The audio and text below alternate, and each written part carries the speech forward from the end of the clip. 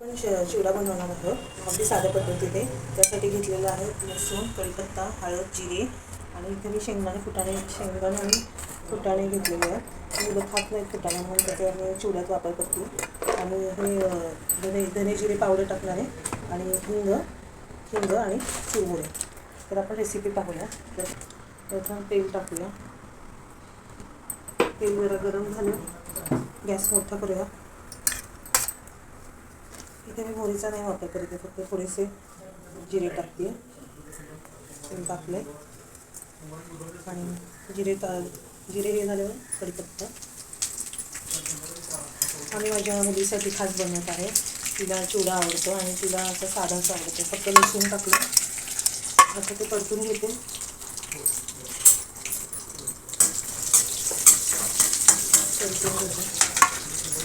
शेंगदाणे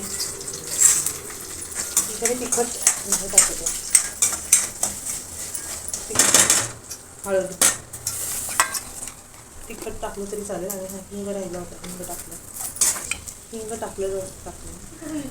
आता मीठ राहिलं. मीठ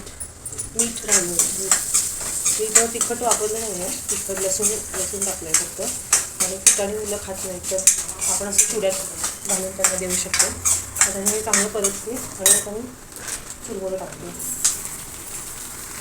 जेवढं तुम्हाला क्वांटिटी हवी तेवढं तुम्ही घेऊ शकता. आणि हे कढई जेवढं बसतील तेवढे घेतलेले आहेत.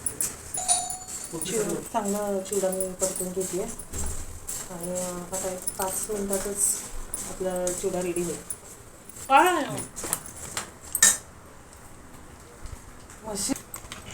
जिरे पावडर थोडीशी ॲड करतो.